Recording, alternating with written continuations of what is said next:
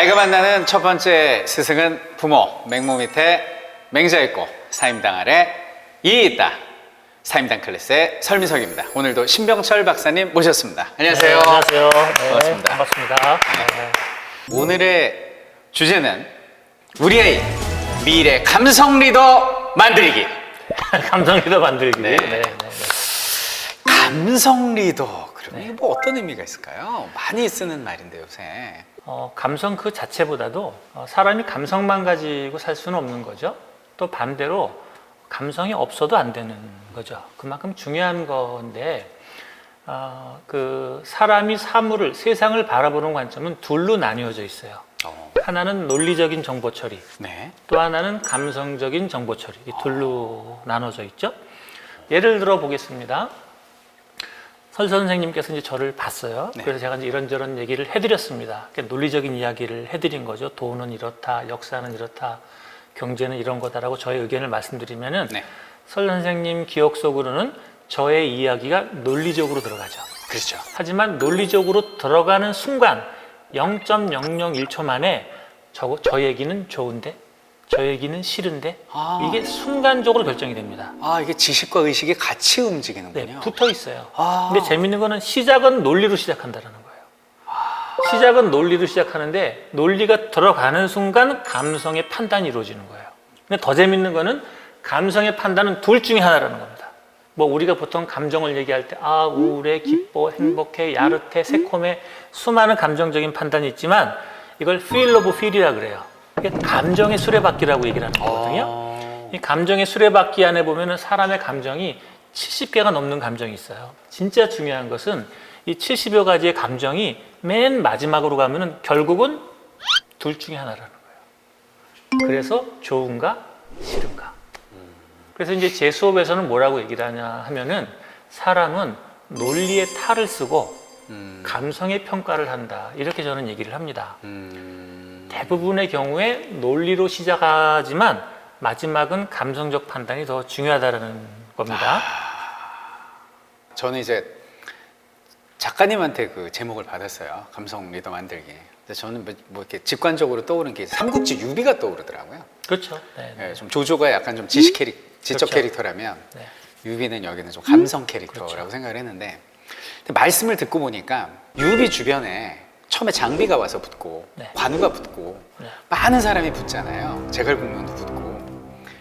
근데 그게 이제 유비의 덕을 보고 붙었다고만 생각했는데 지금 말씀 들으니까 유비한테 덕 이전에 네. 유비가 마음 따뜻한 사람이지 뭐 체험해봐야 알지 처음부터 하는 건 아니잖아요. 그렇죠. 논리가 있었네요. 그래서 처음엔 논리로 시작한다니까요. 맞아요. 그 유비가 그러잖아요.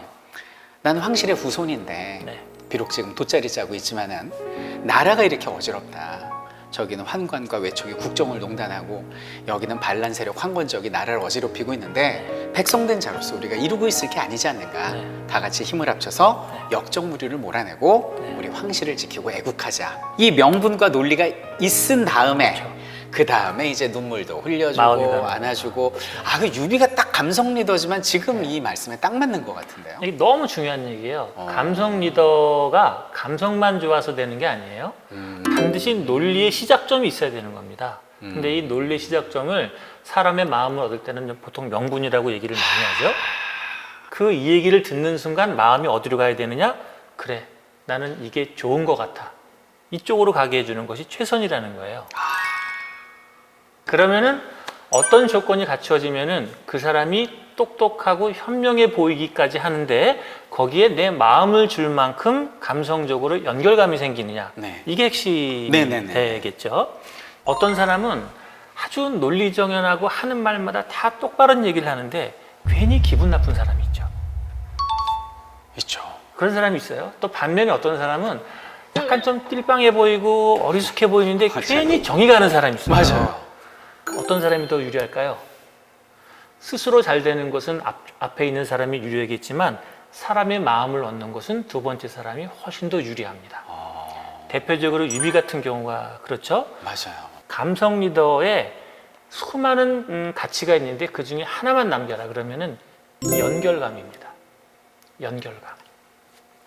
저 사람이 좀 어리숙해 보여도 정이 가잖아요. 그러면 그 사람과 나와 유사성이 있다는 걸 느끼는 거예요. 그래서 이런 것을 연결감이라고 합니다. 그러니까 감성 리더가 되기 위한 핵심은 뭐냐? 내 주변에 있는 사람들에게 의도적으로 연결감을 갖는 사람이에요. 그럼 이제 다음번 문제는 어떻게 하면 이런 연결감 혹은 일반적으로 말하면 배려, 경청, 공감, 공사, 기부, 공감 이런 거를 잘할 수 있느냐? 이런 걸 의도적으로 만드는 방법을 4가지를 지금부터 말씀드릴게요. 첫째, 그렇게 하겠다라고 의도하셔야지 돼요. 뜻을 세워라. 네. 예를 들어 보겠습니다. 지금 이제 방송하지 않습니까? 선생님 방송할 때 속을 어떻게 하느냐? 방송을 보는 시청자들과 연결되어진다. 이렇게 의도를 갖고 시작을 합니다. 이렇게 갖고 시작할 때랑 그렇지 않을 때랑 첫 번째 제 마음이 달라져요. 제 마음이 달라져요. 제 마음이 달라지면 표정으로 묻어나겠죠? 그럼 보는 분들의 마음이 또 달라집니다. 그래서 연결감을 갖는 첫 번째는 그렇게 의도하셔야지 된다. 이겁니다. 이게 첫 번째고, 두 번째로는 의도한 만큼 얼굴에 미소를 띄우셔야지 돼요. 미소. 이 미소라는 거는 웃음, 유머죠. 환하게 스마일링 이런 거는 사실 그 제 전문 영역이기도 하거든요, 미소는. 그렇죠. 근데 미소를 잘 짓는 거는 이 동물의 세계에서 엄청 중요한 거예요. 그래요? 왜냐하면 동물의 세계에서는 웃음을 짓는다라는 거는 난 너와 친구가 되고 싶다라는 사인이거든요. 강아지 꼬리 흔드는 거랑 또 비슷한 거죠.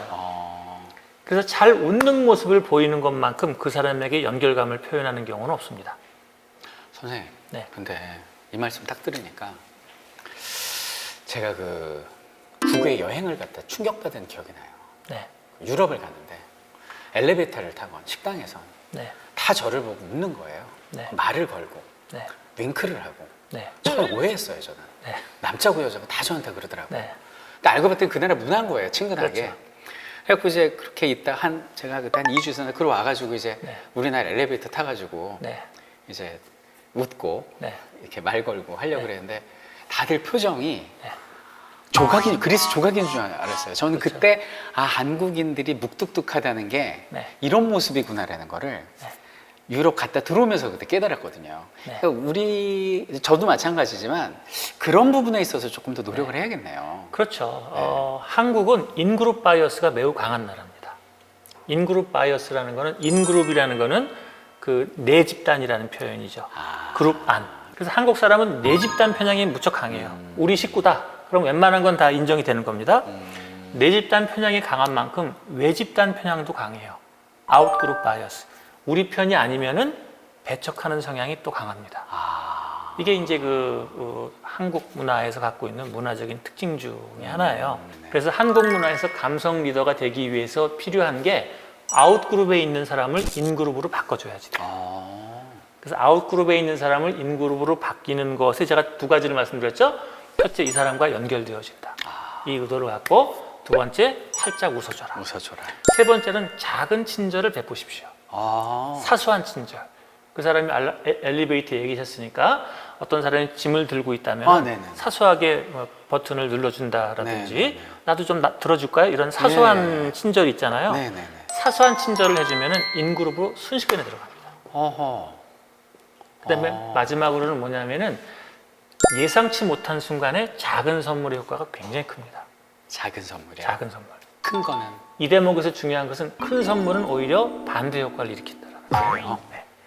작은 선물이 좋습니다.